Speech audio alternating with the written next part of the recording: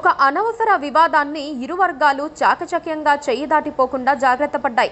తిరుపతి లడ్డు వివాదంలో చాలా మంది తమ అభిప్రాయాలు చెబుతోన్న తరుణంలో ఎలాంటి అభిప్రాయము చెప్పకుండానే ఇరకాటంలో పడిన తమిళ జెంటిల్మెన్ నటుడు కార్తీ ఎంతో తెలివిగా విషయం పెద్దది కాకుండా ఒక్క క్షమాపణతో సెటిల్ చేశారు.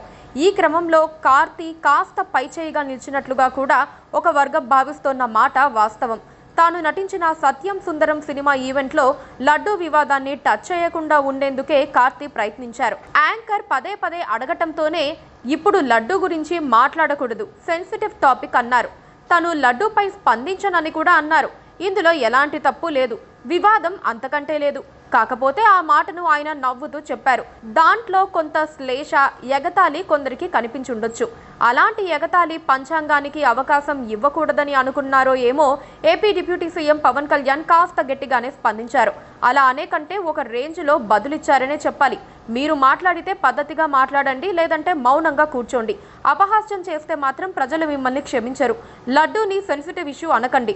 ఒక్క కామెంట్ చేసే ముందు 100 సార్లు ఆలోచించండి అంటూ పవన్ కళ్యాణ్ క్లాస్ తీసుకున్నారు. ఫిల్మ్ ఇండస్ట్రీ కూడా నేను తెలియజేస్తా ఉన్నా, దీని మీద మీరు మాట్లాడితే మద్దతుగా మాట్లాడండి, లేదంటే మౌనంగా కూర్చోండి. అంతేగాని మీ మాధ్యమాల ద్వారా అపహాస్యం చేస్తే మటుకు ప్రజలు మిమ్మల్ని ఎవరు క్షమించరు. ఎందుకంటే చాలా డీప్ పెయిన్ ఇది. మీరు లడ్డు మీద జోక్లు వేస్తున్నారు. నేను ఒక సినిమా ఫంక్షన్లో కూడా చూశాను, laddu is a sensitive issue అని. Don't you ever say that, don't. ఇప్పటికే తిరుపతి లడ్డు వ్యవహారం జాతీయ స్థాయిలో వెళ్లిపోయింది. పవన్ కళ్యాణ్ వ్యాఖ్య కూడా గంటల వ్యవధిలోనే దేశవ్యాప్తంగా చర్చనీయాంశమైంది. దాంతో వెంటనే స్పందించిన కార్తీ ఎలాంటి మొహమాటాలు, భేషజాలకు పోకుండా సారీ చెప్పేశారు. ప్రియమైన పవన్ కళ్యాణ్ సార్, మీ పట్ల ప్రగాఢ గౌరవంతో ఉన్నాను.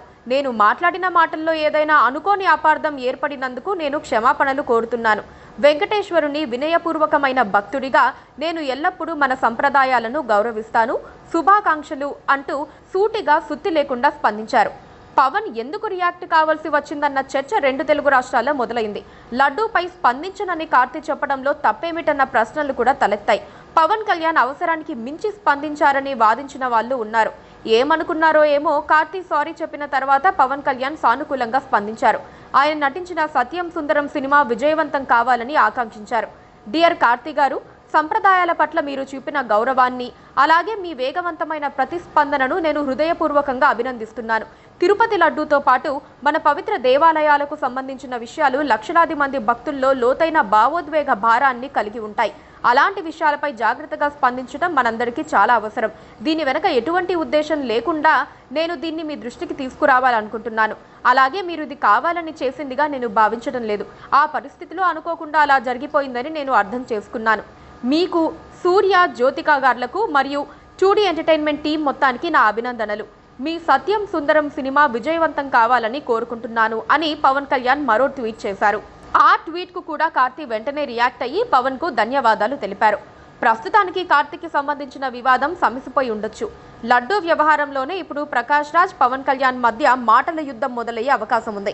ప్రస్తుతం ఫారెన్ లొకేషన్ షూటింగ్లో ఉన్న ప్రకాష్ రాజ్ ఇండియా వచ్చిన తర్వాత స్పందిస్తానని ఒక ప్రకటన విడుదల చేశారు.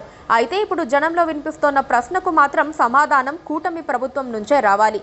స్పందించను దేవుడా అని కార్తీ మొత్తుకుంటే దానిపై ఆయన్ను ఎందుకు తప్పు పట్టారన్న ప్రశ్నకు ఎవరు సమాధానం చెబుతారు? బహుశా తిరుపతి లడ్డు వివాదంపై సినిమా ఇండస్ట్రీలో ఎవరూ స్పందించకూడదని పవన్ కళ్యాణ్ అనుకుంటున్నారేమో.